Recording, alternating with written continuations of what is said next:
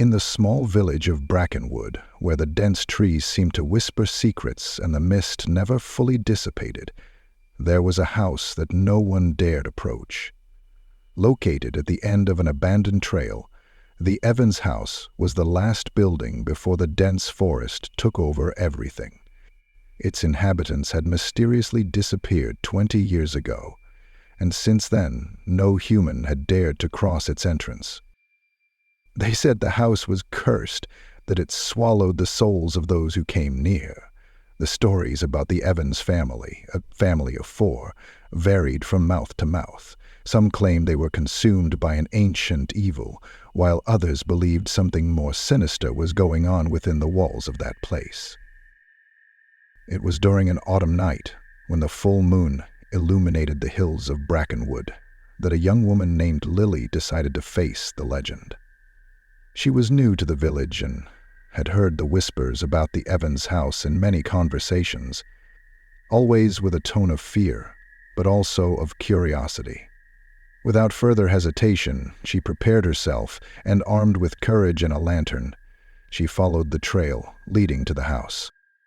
Along the way, the wind howled through the trees, and a sense of discomfort took over Lily. The forest seemed alive, and every sound felt amplified in the solitude of the night. No matter how hard she tried to push the thought away, she couldn't shake the feeling that she was being watched. The house appeared suddenly, emerging from the trees, like a monster in human form. Its windows were broken, and the doors creaked in the wind, and the roof seemed ready to collapse. Still, something made Lily continue.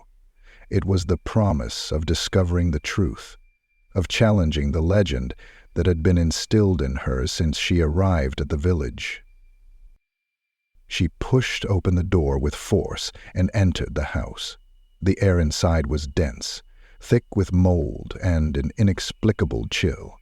The lantern trembled in her hand, and she took cautious steps, listening to the creaks of the old wooden floor beneath her feet.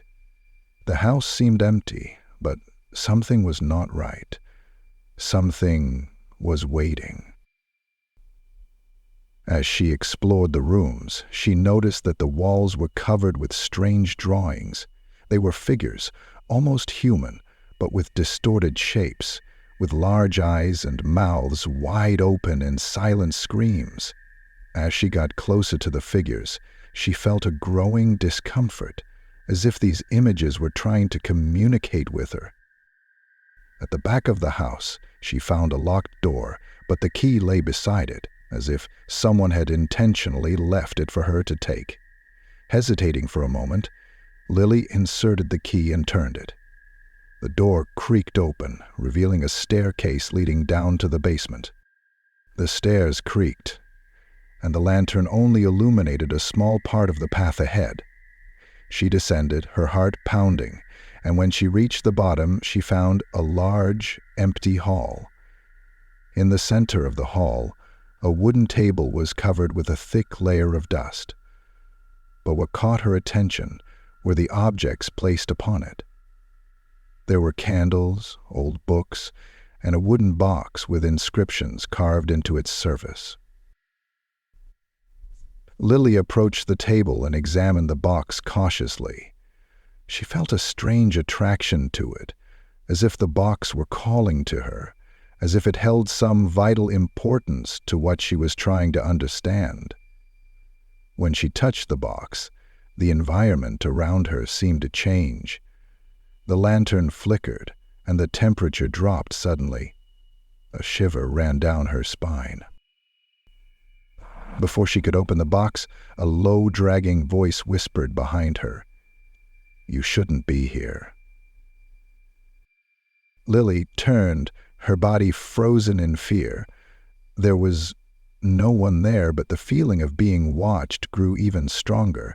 She scanned the room, and then she saw it. In the shadows, in the crevices of the walls, figures began to move, distorted and indistinct, as if made from the very darkness itself. Their eyes were empty but fixed on Lily, and an overwhelming sense of dread took hold of her.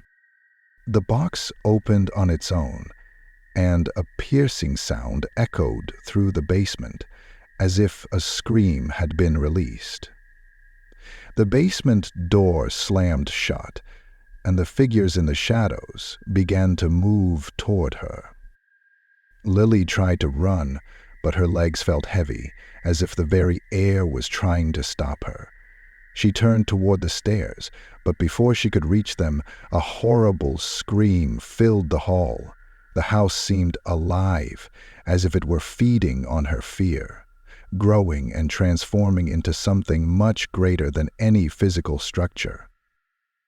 It was then that Lily understood the true horror of that house. It wasn't a simple curse or a vengeful spirit. It was something much older, a presence that had rooted itself in the Evans house, something that had grown and fed on every soul that dared cross its path. The house, the forest, it was all connected, and Lily was just another victim to be consumed.